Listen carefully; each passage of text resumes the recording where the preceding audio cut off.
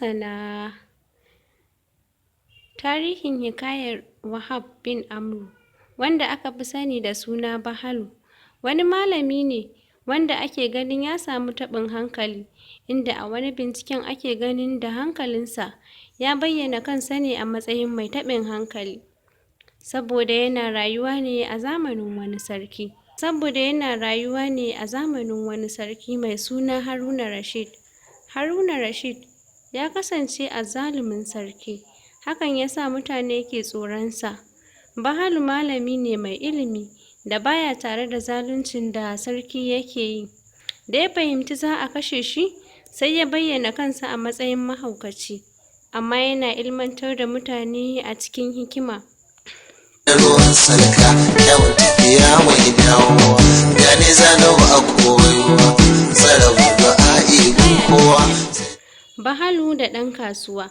Wata rana a garin Bagdada, wani ɗan kasuwa ya haɗu da Bahalu, sai ya tsaida shi ya ce, ya kai Sheikh Bahalu, ba ni shawara, menene zan saya da zan samu riba sosai? Bahalu ya ba shi amsa da cewa, ka sayi ƙarfe da auduga. Da ɗan kasuwa ya ji haka, sai ya aminta, ya tafi ya je ya sayi ƙarfe da auduga, ya taskace su. Bayan wasu watanni kaɗan, ya fiddo waɗannan kayan ya saida su, ya ci gagarumar riba. Ya yi farin ciki sosai, don haka sai ya shiga gari ya nemi Bahalu.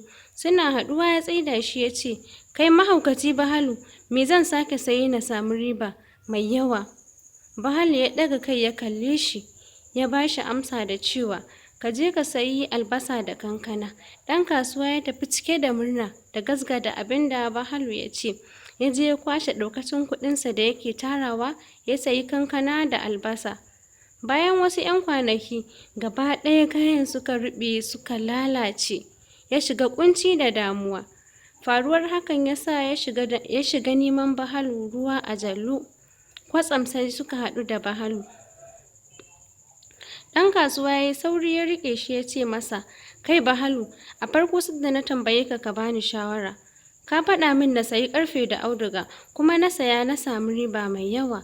Karo na biyu da na tambaye ka shawara, ka bani shawarar da na yi asarar duk dukiyata. Wani irin abu ne kai min haka? Bahalu ya kalle shi ya ce ma ɗan kasuwa, ranar farko da ka zo neman shawara, ka kira ni da suna Sheikh Bahalu, ka bani shawara. To saboda ka ambace ni da suna na masu ilimi, hikima da basira, sai na baka shawara irin ta masu hikima da hangen nesa. Da ka sake dawowa, sai ka kira ni da suna kai mahaukaci Bahalu, ka bani shawara. Hakan yasa na baka shawara irin ta mahaukata masu gajeren tunani. Kunya ta lulluɓe ɗan kasuwa, ya fahimci Bahalu ya yi wuf ya sulale yana mamakin Bahalu. Daga taku Fatima Rabi'u Wowo, ku faɗa mana wane darasi kuka samu a wannan labari. To masu saurare, a nan ne muka kawo ƙarshen wannan shiri namu na hikayar masana. Sai ku tare mu a mako mai zuwa domin jin ci gaban shirin.